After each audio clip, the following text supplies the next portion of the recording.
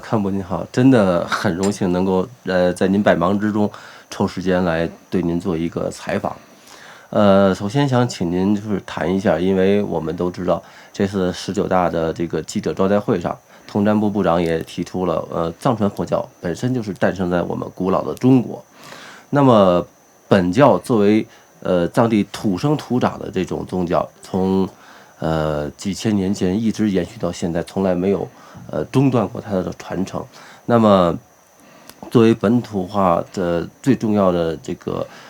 一个宗教，我想请堪布您作为本教的师傅，给我们谈一些关于永州本教这方面的知识和历史。其实本教的很多这个估计这个文献当中，其实一直有记载，而且这个里面说的非常的清楚，就是本教诞生在古老的中国，本教诞生在这个古老的西藏阿里，就是冈仁波齐山的附近。但是呢，以前的时候呢，可能因为各种原因吧，就是没有很多人特别的重视这些。那么再后来呢，就是国内的很多的专家学者也开始对这个就是做了一些研究啊，尤其是在20世纪的60年代左右，就是西方的，尤其是欧洲地区这些国际上的那些专家学者，那就开始对这个古老的这个藏族文化、本教文化、象形文化就开始做出了一些研究，也有了一定的这个成效、成功啊，成绩非凡。差不多在20年代的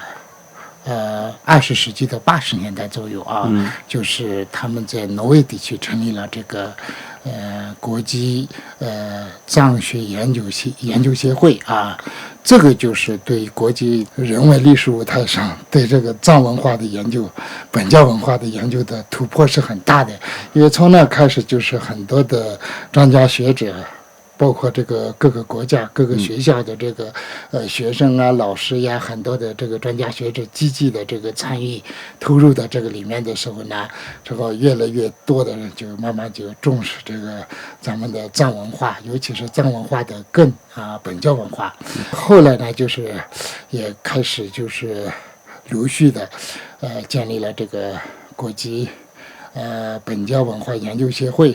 象形文化研究协会，然后呢，就是越来越多的人就是重视咱们的这个象形文化和本教文化，就是认同它就是我们中国化的、本土化的，就是诞生在古老的我国的这个西藏，阿里。就是这个，就是很多的专家学者，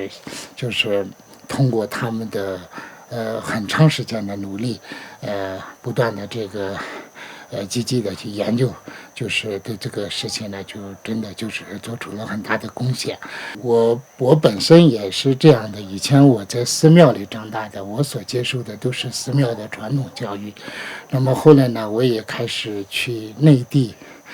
各个地方，然后主要以学习为主，在那个时候开始去接触汉族人，学习汉文化，学习汉文以及汉文化。再后来呢，就是了解到了一些这个汉族的一些，比如说儒家和道家，包括这个汉传佛教的一些内容。再后来呢，就差不多10几年前吧，就开始进入了这个学术的这个领域当中，开始对这个本教文化这一块就开始做研究，尤其是这个本教的文献这一块的时候呢，就是确实就是其实之前就已经对这个东西、对这个事情的这个记载是非常的丰富，也非常的详细，只是说没有就是很多的这个专家学者和学术领域中的认可，所以就是没有很多人就是特别的去认同它，就是对这个文化的认同感呀、宗教的认同感。然后现在呢，就是我觉得国家的政策呢，就是越来越开放，也对这个民族文化、宗教文化，尤其是这样的优秀的这个传统文化越来越好。这样的一个基础上，这样的一个思路上，然后就是越来越多的人，包括这个很多的藏族人、汉族人，你去这个各个学校里面，很多的学生、研究生、博士生、专家学者，他们也就特别的重视。我现在所接触到的全都是，